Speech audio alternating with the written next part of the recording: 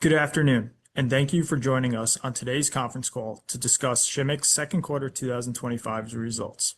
Slides for today's presentation are available on the Investor Relations section of our website, www.shimmick.com. During this conference call, management will make forward-looking statements based on current expectations and assumptions, which are subject to risk and uncertainties. Actual results could differ materially from our forward-looking statements if any of our key assumptions are incorrect.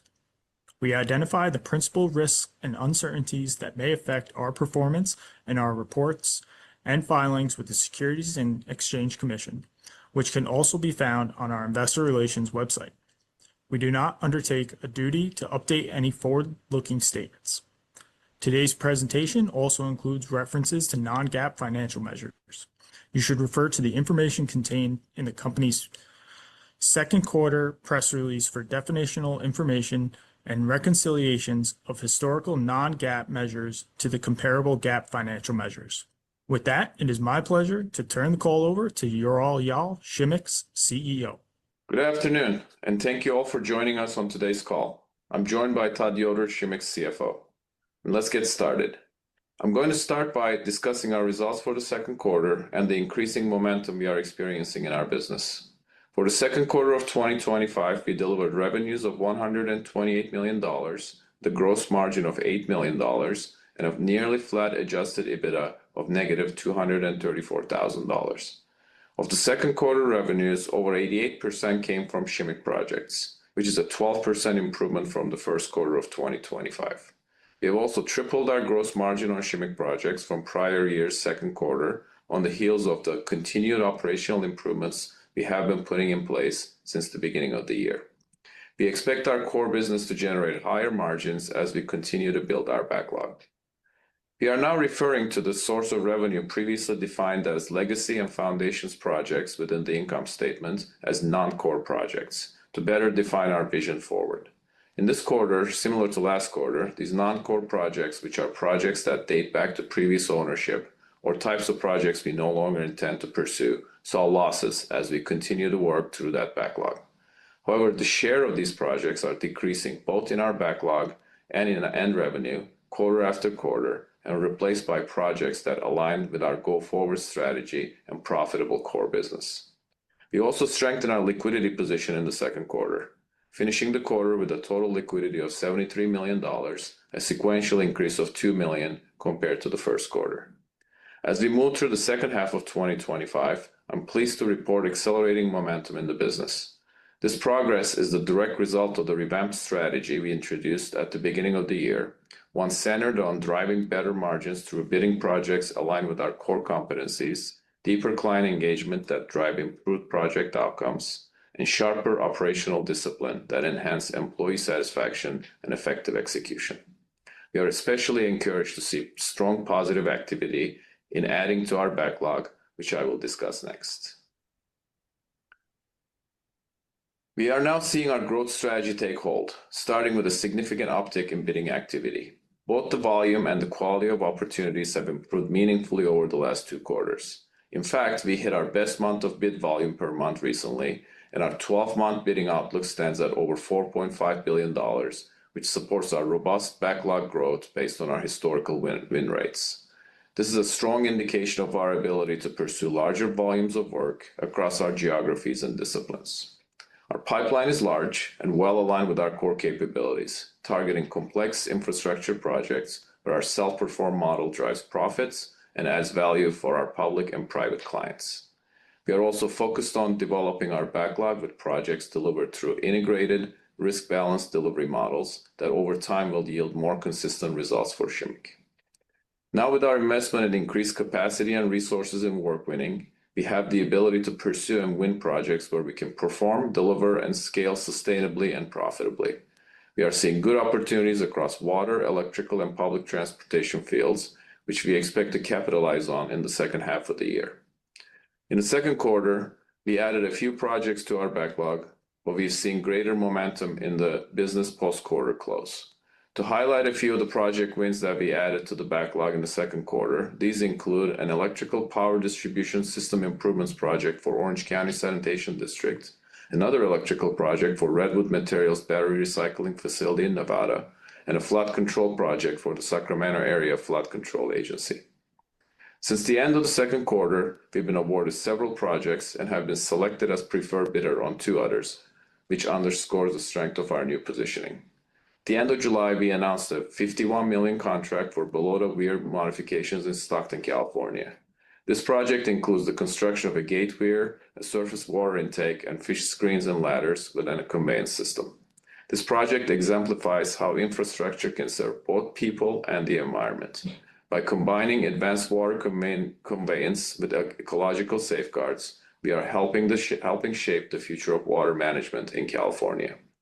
Additionally, we have been awarded several contracts worth $70 million that added to our backlog in July and have been selected as preferred bidder on 2 additional projects for $164 million, totaling $234 million across California and Washington, spanning different aspects of water, transportation, and electrical infrastructure. These projects are expected to be awarded and commence in the third quarter and reflect the growing demand for Shimmick's integrated delivery solutions, which include civil, mechanical, and electrical self-perform capabilities. These not only reinforce our standing with existing clients, but also opens doors with new partners and agencies that value dependable delivery. And with electrical work nearly 30% of the contract value, these wins reflect another successful outcome of our strategy of increasing the share of electrical work in our backlog. Turning to our electrical project focus, I'm pleased to share that we've officially announced Axia Electric in the second quarter, a dedicated electrical subsidiary designed to meet the growing market demand for specialized electrical and power distribution solutions. This new brand identity, which means value in Greek, not only aligns with how the market views us today, but also positions us for where we're headed and reflects our vision for Shimmick. Axia Electric will serve a range of infrastructure markets, including industrial, transportation, commercial, and advanced manufacturing, and data center construction, in addition to our core water-related electrical work. The subsidiary's self-perform model, strong safety culture, and the ability to deliver turnkey solutions offer our clients the best possible budget and schedule outcomes. As a reminder, with the investments we're making in estimating and sales and operations, we expect electrical work to continue to grow in share of our backlog with a target of 30% by 2027 from approximately 17% today. Our business operates in a very active segment of the market with a wide base of existing and potential clients, reflecting an addressable market of over $100 billion of annual spend based on our geographic focus and core capability markets. That said, I want to take a moment to address the quickly improving operating environment across our broader pipeline, particularly as it relates to the timing of work. Last quarter, I talked about some of the delays in bidding and award activity by our clients due to uncertainties around the economy. In the second quarter, we have seen these concerns ease substantially and bidding activity recover. We have seen this trend continue into the first couple of months of the third quarter, and the good news is that we're taking advantage of this rebound. We're winning work and improving operationally through disciplined cost and risk management and our efforts towards attracting and retaining talent. We are optimistic about our future and the quarters ahead, and in the meantime, we are focused on precise execution of our active work and preserving our ability to scale quickly. I'm excited about the progress we've made so far in 2025. Our business is strong and will continue to get stronger as we burn off our non-core backlog and continue to capitalize on favorable market conditions. Looking ahead, we feel confident about the trajectory we're on. With a stronger pipeline, a growing backlog, and a sharper execution model, we're well positioned to carry this momentum into 2026 and beyond. And with that, I'd like to turn to Todd, who will review our financials in more detail. Thank you, Ural. It was an amazing second quarter at Shimmick and a very productive first quarter for me. During the quarter, I had the opportunity to visit many of our projects across the country and spend time with the talented men and women who are out on our project sites, making it happen every day. I want to thank all of you for the warm welcome to Shimmick and for the great work that you're all doing to make Shimmick safe and successful. And like Ural, I couldn't be more excited with the momentum and the opportunities we have going into the second half of the year. With that, let's jump into the results for the second quarter. All comparisons made today will be on a year-over-year basis as compared to the same period in 2024. So to kick off with revenue for the second quarter 2025, we had $128 million. That's up 42% compared to $91 million for the second quarter of 2024. Shimmick project revenue for the second quarter 25 was $113 million, up 35% compared to $84 million last year. The $29 million increase in revenue was driven in part by $18 million of revenue from new water and infrastructure projects ramping up, and $18 million of revenue from our California Palisades fire cleanup project. This was partially offset by $7 million of lower burn on a combination of existing projects and projects winding down. Non-core project revenue for the second quarter was $16 million, up 129% compared to $7 million last year.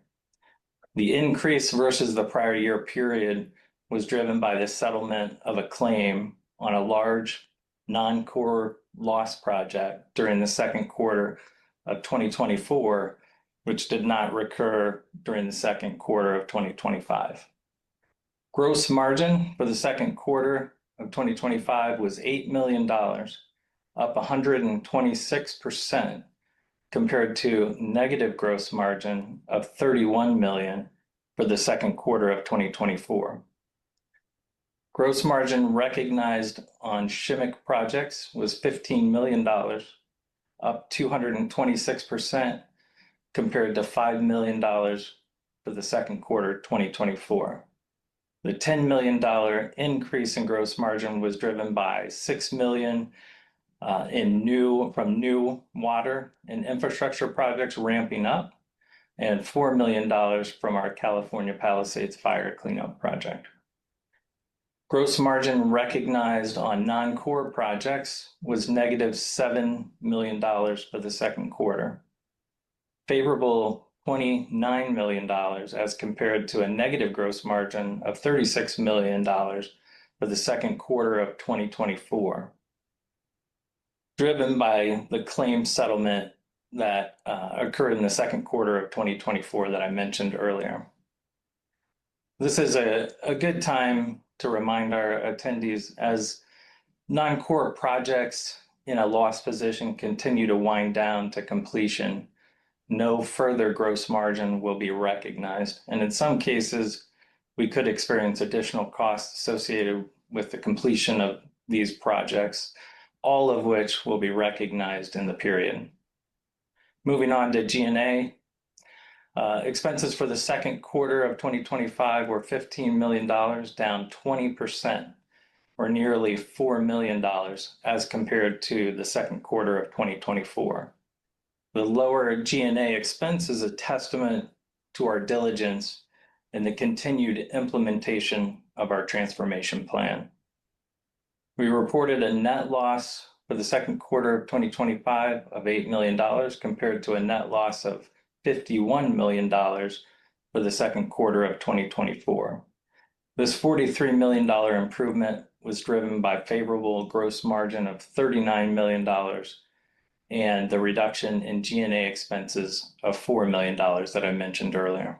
Adjusted EBITDA for the second quarter 2025 was nearly flat at negative $234,000 compared to negative adjusted EBITDA of $40 million in the second quarter 2024.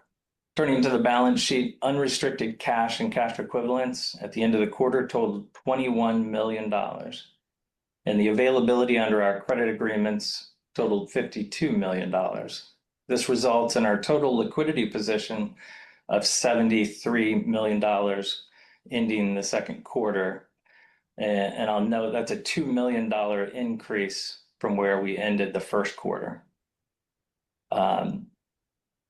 We feel comfortable that our liquidity position ending the second quarter provides the capital needed to continue executing on our strategic and operational priorities. We ended the second quarter of 2025 with backlog of $652 million. The mix of our backlog continues to improve as Shimmick projects now represent 88% of the total backlog as of the end of the second quarter. We are fully committed to winning the right way. One of the three pillars that define our growth strategy is sustainable, risk-balanced backlog, which centers around a disciplined approach to how we bid work, what type of work we bid, where we bid work, all of this while remaining focused on risk-balanced pursuits that align with our core capabilities and strategic growth plan. We are pleased with the second quarter progress, and especially pleased and excited about the momentum we have going into the second half of the year. Moving on to slide 8, we experienced stronger revenue burn on both Shimmick projects and non-core projects during this first half of 2025, as well as a slower ramp up of new work as compared to our initial guidance. In our initial guidance, we estimated non-core projects would be approximately 10% of our total revenue in the second half, and we now expect non-core project burn to be in the range of 14 to 18% in the second half of our total revenue. Our first half gross margin for Shimmick projects was 10%, while our gross margin on these non-core projects was a negative 16% for the first half. This creates an overall net negative mix impact on total Shimmick gross margin. We're updating our full year 2025 guidance, and we now expect Shimmick projects revenue in the range of $405 million to $415 million, up from our initial guidance of $392 million to $410 million, with an overall gross margin on Shimmick projects between 9 and 12%. Non-core projects revenue, we now expect in the range of $80 to $90 million, up from our initial guidance of $50 to $60 million, with gross margin for non-core projects between negative 15% and negative 5%. We now expect to achieve consolidated adjusted EBITDA of between $5 million and $15 million versus our initial guidance range of $15 to $25 million. This is driven by the negative mix impact that I just mentioned earlier. With that, I want to thank those of you who are joining us on the call today and for your continued interest in Shimmick. Now back to you all. Last quarter, I stated our goal of making Shimmick one of the nation's leading sustainable infrastructure companies. We are on our way towards that goal. To recap, our investments towards growing our backlog is working. And as the share of our overall revenue represented by loss-generating non-core projects decline, we expect that our overall margins will continue to improve. And now with our newly established electrical subsidiary, we are able to target growth markets for even higher margin work in industrial, advanced manufacturing, and data center markets, in addition to our core water and wastewater work. I'm encouraged by the positive signs of our strategy taking hold. Over the upcoming quarters, I'm confident that we will show continued progress in getting through lost projects of the past, deliver stronger results on our core profitable work, and quickly grow our backlog with work that is better aligned with our strengths. As always, I want to express my appreciation for the entire Shimmick team for their enthusiasm and contributions to our company's bright future. Operator, you may now open the line for questions. We will now move to our question and answer session. At this time, if you'd like to ask a question, please click on the raised hand button, which can be found on the black bar at the bottom of your screen. You may remove yourself from the queue at any time by lowering your hand. When it is your turn, you'll receive a message on your screen asking to be promoted to a panelist. Please accept, Wait a moment, and once you have been promoted, you'll hear your name called, and you may unmute your video and audio and ask your question. We will now pause a moment to assemble the queue.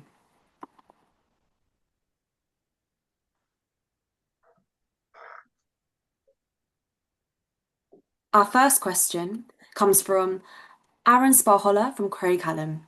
Please unmute your line and go ahead. Yeah. Hi, Ural and Todd. Thanks for taking the questions. Maybe first Hey, Aaron, for good to see me. you. Yeah, good to see you guys too. Maybe first for me on the pipeline, $4.5 billion, 12 months. Can you just maybe talk a little bit about how that compares to the past couple of quarters, and then maybe just remind us of kind of your historical win rates or maybe targeted win rates as you kind of think about that over the next handful of quarters? Yeah, no, that's a great question. So 4.5 is a mix of what I would call fixed price contracts and negotiated contracts. So we generally have had traditional different win rates between those two. So generally we average around 15% on the fixed price contracts and more like 20%ish on the negotiated contracts. So it will be a mix between those two. So from a backlog growth perspective, 4.5 is a sign of a great market, and I think our expanded geographical reach and access to electrical market is kind of showing that increase over quarter after quarter as to what that number is. When we first started the beginning of the year, it was more in the $2 billion range. So we've seen some significant growth there, and that's partly related to the market just not having that pause that I talked about. So more projects are coming into the mix and into the pipeline, and we're just identifying more because we have access to more geographies and types of work than we did 8 months ago. All right. Thanks for that. And then maybe, on the operational improvements, good to see the margins tick up this quarter for the Shimmick projects. Can you just maybe talk about where you're at in that progress there, confidence in that moving forward? What types of margins are in backlog today, and just maybe what you're targeting moving forward as you bid on projects? Yeah, So like Todd talked about, the Shimmick margins are going up. We're still kind of saddled by the legacy non-core work margins that are in the negatives. So that brings down the overall average. But I see a gradual increase over the next couple of quarters, and probably as the work we're winning now kicks into and starts generating revenue, it will accelerate the overall Shimmick margins. And then you have that dynamic where there's less of the non-core work that's negative, there's more of the new Shimmick work that's positive, and also a lot of these jobs are really just starting and not at the back end of them. So overall, slower increase in margins over the next couple of quarters, and then into 2026, I see a faster increase through that. What we're bidding ranges anywhere from 10 to 20%, with a good average probably around that 14% range, 14-15% range right now. And market conditions are improving, so I expect that to also go up as far as our bidding structure goes. All right. Thanks for that. And then, maybe last for me, good to see some of the legacy activity moving into 2025. I mean, understand the dynamic on how that impacts the guidance, but can you just talk a little bit about how much is left for 2026 and just how comfortable you are at completing the remainder of that work, generally on budget, and, maybe not seeing as much kind of volatility as past quarters? Yeah, good question. So there's really two sides to the non-core work. One is the foundations piece, which we're entirely done with the field work. We have a couple of commercial issues that we need to close out, but they are not substantial. They won't. So that part is, I can comfortably say that part is done. And on the non-core work, out of the 6 or 7 projects where it started a couple of years, 3 years ago, we're down to, I would call it, project and a half. One of the two projects left, we are going to finish in the fourth quarter, possibly even in the back end of the third quarter. And the second project has another roughly 4 quarters left, maybe 5 quarters left into middle of late 2026. There's still a bit of risk on that second project, but if I think about what the risk profile of non-core work looked like at the end of 24 when I first joined, as to now, it's a gradual decrease on that front as well. So every quarter we're feeling more comfortable getting to the finish line. All right, good. I appreciate the color, and thanks for taking the questions. I'll turn it over. Thank you. Good to see you.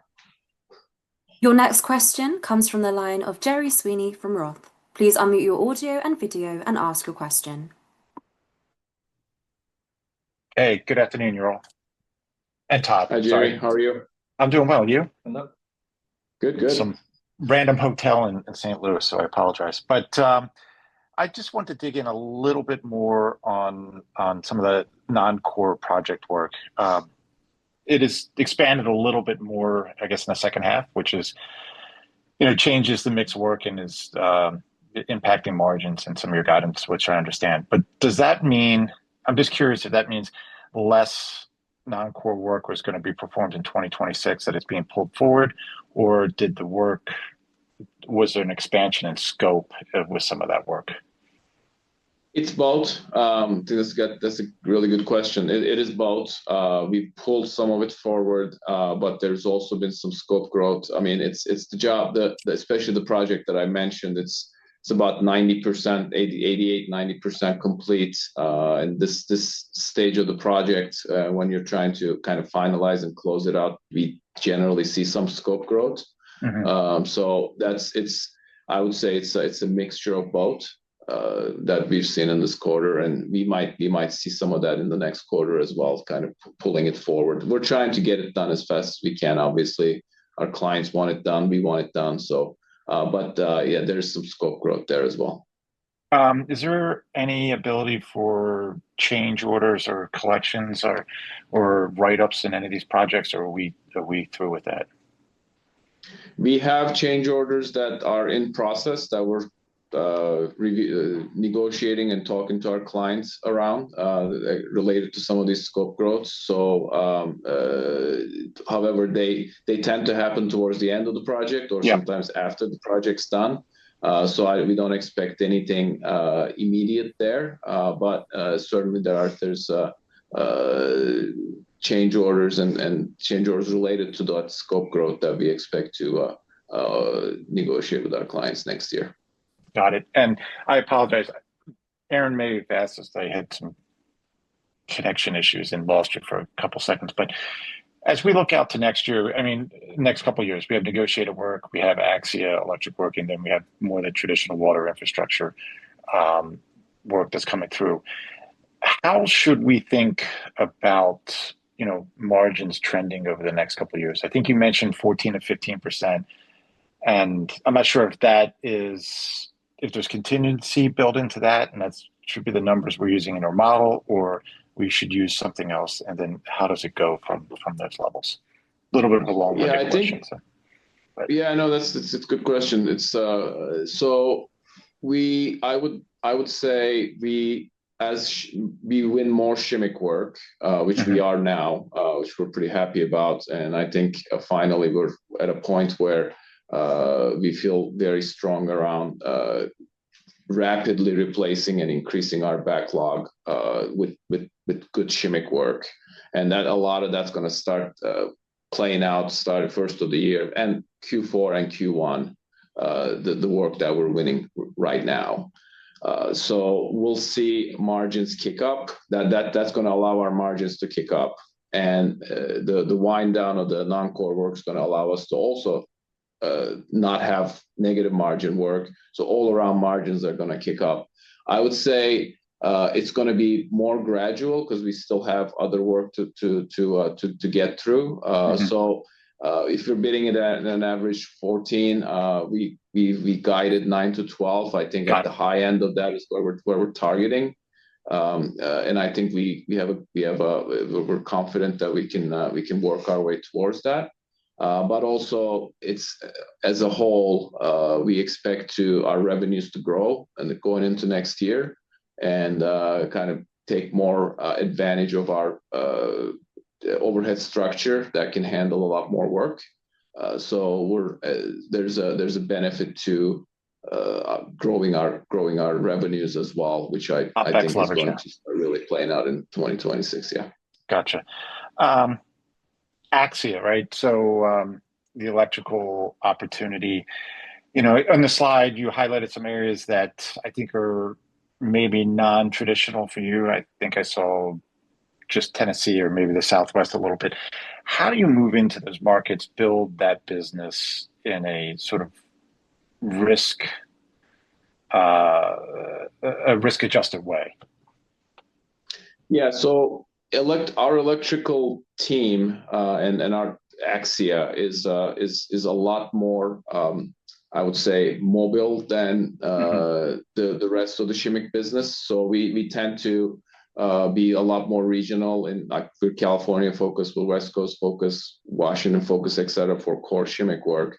But Axia, that's that's more.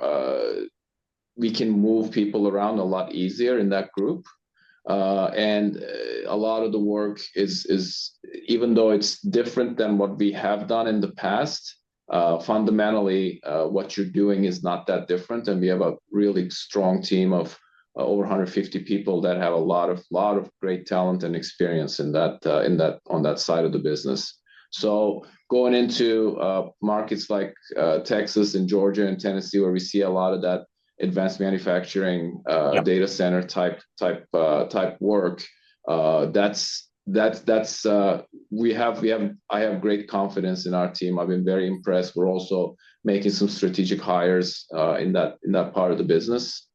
So moving around and getting in there, and a lot of the times the other aspect of that is you're not in a general contractor position there. We're generally subcontractors just doing the electrical work. Yep. So going into a new job and managing it is a lot easier, a lot less complicated, as long as we're able to move people around and get them to the right places. So we're bidding work in Nevada, we're bidding work in Washington in that space, Georgia, Tennessee, Texas. Those are really strong markets for that kind of technology-related electrical work right now.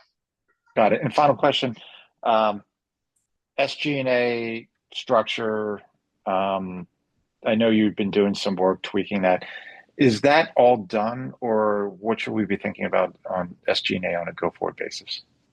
We still have a little bit more work to do there. With Todd here, we're doing a lot of deep dives and looking for better ways to go about things. So I can see a little bit more efficiency and decrease there going into the next coming few quarters. But it's not going to be like the 20% we've achieved from 2024. It will be probably more modest.